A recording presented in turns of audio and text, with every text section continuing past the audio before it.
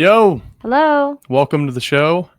This isn't exactly a live like the name says, but we are recording something during the Thunder game, actually, which should show how much we love y'all and want to get some information out there. But I will be out. I'll be in a hearing tomorrow all day in Muskogee, so I won't be able to be on have a live show. And we wanted to get something out with all the news breaking with OU, obviously. Again, though, but to start out, I'm Chad Smith. And I'm Tierney Smith. And we host the Sooner Smith Live Show every Monday at 7, where we talk about OU football, OU sports in general. And obviously, there's been some breaking news with the quarterback situation at Oklahoma, which is always a big deal. And as kind of expected, and we talked about last week, Jaden O'Neal decommits from Oklahoma. Yes. And ends up going to Florida State. Kevin Sperry, we saw kind of do the exact same thing, funny enough, after moving to Mustang and then going to Florida State after that. But we get Bowe Bentley, a 6'3" quarterback out of Salina, and I want to show a little picture here of just his commitment and, just as that they sent out. But there was a pretty cool little picture here. This is a PowerPoint. Sorry. I did zoom in here. But Bowe is, for me at least, it seems to be more of that Baker competitor kind of player. I think it's interesting to see Arbuckle win a recruiting battle like this one, because you look at 29 years old, doesn't have the extensive history coaching at this level, but he beats out LSU, who's had 2 Heisman Trophy winners in 6 years, has had a lot of success. Yeah. And was able to really kind of, be able to win that battle. It's just big. Now, there is obviously the fact that he is he's been a lifelong Oklahoma fan, so we had that kind of, in the bag in a way, I guess. Why does this do this every time we come off of screen share? There we go. And so, that is huge. It helps. I really like how Bowe Bentley plays. I've been a fan of his ever since his name started kind of moving around a little bit.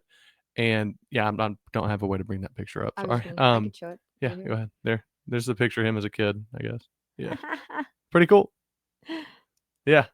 But anyways, we wanted to get on, just kind of give some information, give our thoughts about that. I think it's a huge recruiting win. It's a guy that I think once Arbuckle really put him in the crosshairs on the recruiting trail, I think it was kind of written O'Neal would decommit and move on elsewhere. And I think it's the right move for O'Neal for sure. And I think it's a move that I would make if I were in his position, and kind of knowing that you're not the guy that they want. You weren't the guy that Arbuckle really started recruiting. You were kind of the guy that Arbuckle continued to court and be respectful towards, but you weren't really the guy Arbuckle wanted in the recruiting cycle. Right. And I that's just one of those things that's going to happen in a coaching change. And it's unfortunate for O'Neal in that sense, especially if, OU is somewhere like you really did want to go. And then you kind of feel like, you just kind of feel like you got not abandoned, but you know what I'm saying? Yeah. You were not the next person's first choice. And so I don't blame him at all for making the move, especially in this day and age. It's not like a talent like him is going to stay and be like, okay, I'll just be the backup and the backup. Like, he's going to go somewhere and he's going to find playing time. Yeah. And good luck to him as well. Yeah, for sure. Excited about Bowe Bentley for sure. I agree with you, like just having like that same type of tenacity, and then all the jokes going around like, let's prevent him from ever moving to Oklahoma. No Have been pretty funny. But yeah, I'm excited, especially too because you're going to have a mentor like John Mateer as well. I think. Yes, he would have another year, right? Mateer would. I mean, he'd be gone if he stays. If he stays, in theory, you would have a mentor in Mateer.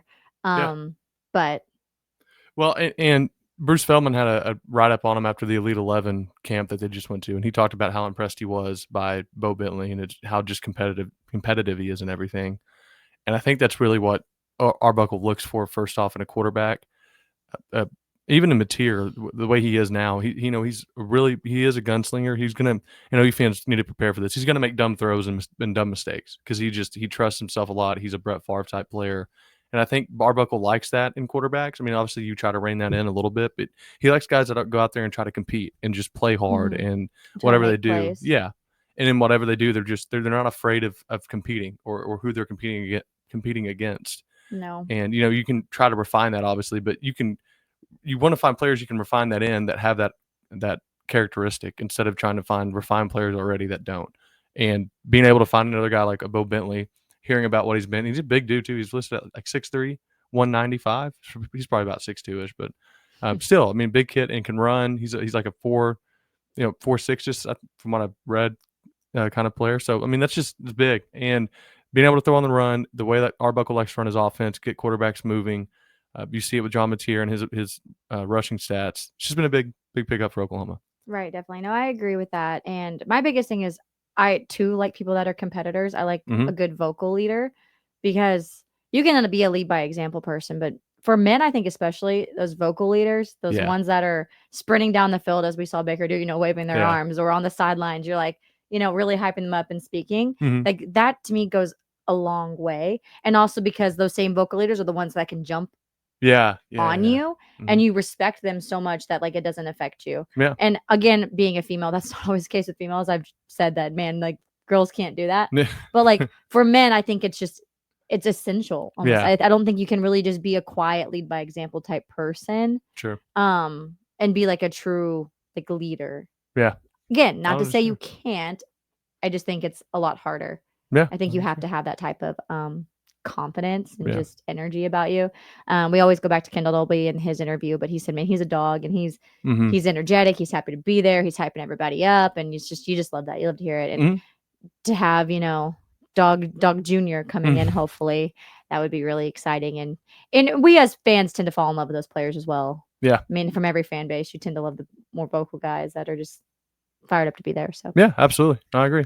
Wasn't their only pickup this week though.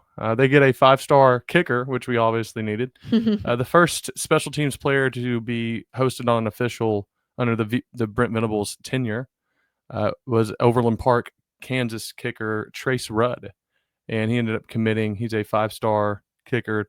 And T, you had some notes on just how important field goals have been for us the past few years. Right. So it feels like my I don't know if it's just I feel like a lot of pressure gets put on kickers in general, but you tend to always remember the games you lose or won, like where you live or die by the kick.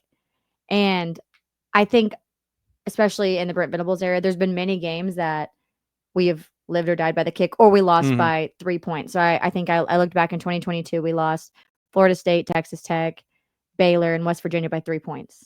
That's a kick.